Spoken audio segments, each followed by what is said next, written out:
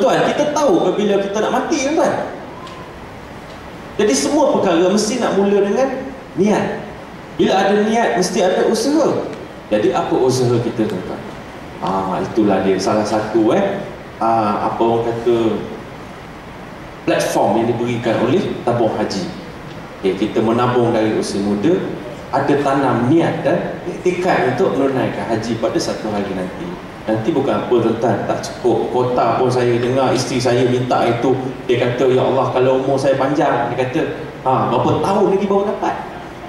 Itu kata isteri saya, dia pergi umrah awal tahun itu, dia kata, isi borang ni tabung haji, nak pergi haji, kata, lambat lagi, tuan. Itulah dia. Jadi kita ni memikirkan, insya-Allah kalau Allah beri umur yang panjang, tubuh badan yang sihat, insya-Allah biar ada duit daripada sekarang ni, simpan, tabunglah, tuan. Sebab apa duk beli handphone baru, BlackBerry, iPhone pun tak ada faedah ni. Tak? Betul tak? Orang muda ni biasa, tuan. Dia nak beli ni gadget-gadget. Bukan tak boleh, tuan, boleh. Kita tanya kepada dia, apa prioriti dia? Kita ni sebagai hamba Allah Subhanahu Wa Taala, bukan nak duduk dunia ni lagi 1000 tahun.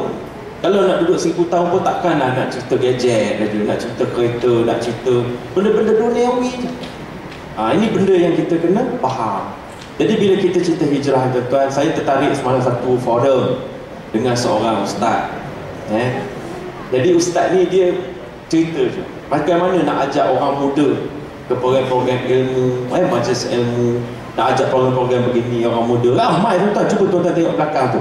Muslimat saya ingat ada dekat 3,000 orang. Muslimin lebih kurang 8,000. Maknanya lebih kurang 11,000 ada.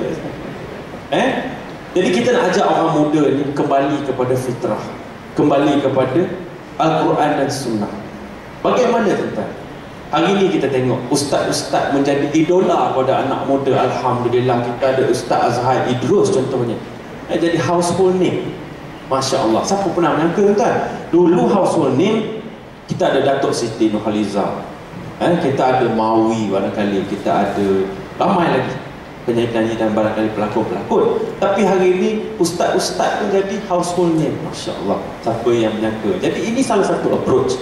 Jadi saya tertarik tadi bersembang-sembang dengan Haji Mahmud tadi, cerita tentang ada orang cerita tentang main gitar. Saya ni sebenarnya, Tuan Haji, orang yang main gitar. Bila orang yang main gitar, tuan, pertama sekali dia akan, orang yang mencari salah, dia akan cakap ini haram, dia kata. Jadi saya tak kisah, tuan. Kalau ada tuan-tuan yang perempuan kata haram pun saya tak marah. Cuma saya kata sila berikan saya dalil daripada mana-mana ayat Quran atau hadis Nabi SAW kalau ada. Yang dia kata petik satu tadi keluar setan beranak. Saya tak pernah dengar hadis kan, saya kata. Kalau ada barangkali hadis tu sifat dia maudhu. Kalau ada lah, saya tak pernah dengar lagi lah.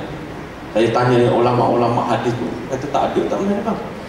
Ini masalah. Jadi kita mengukur dengan tak ada fakta, tak ada dalil dan tak ada nas. Sebenarnya, tuan, hari ni saya buat satu program. Program ni senang je untuk anak muda. Buat gitar workshop, main gitar. Mari, siapa nak main lagu apa pun tak apa. Main. Kita pilih waktu tu pukul 3 petang. Bagi ke ni main gitar. Shot, kreng. Kejap lagi, 4 suku kita stop. Kenapa, tuan? Saya cakap dia, macam ni. Brother semua okey, orang muda, tuan.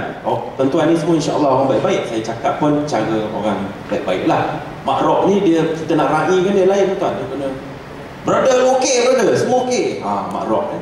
Jadi Mak Rock pun okey, brother, gua okey. Alright, brother, lu okey. Sekarang kita berhenti dulu, rehat. Okey, brother, tak dah. Dia ingat rehat nak makan.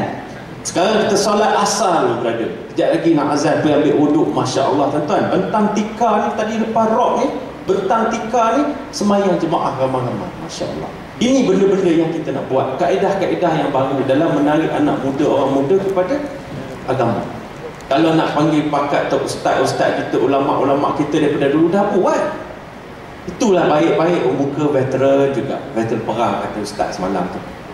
Orang ni juga datang yang nak baik ni. Bagaimana dengan anak muda di luar? Kita kena tolong. Semua kita ni ada peranan tu. Jadi dakwah ni bukan kerja ustaz je, kerja semua orang. Sebab tu Nabi SAW kata, sampaikanlah walau satu ayat.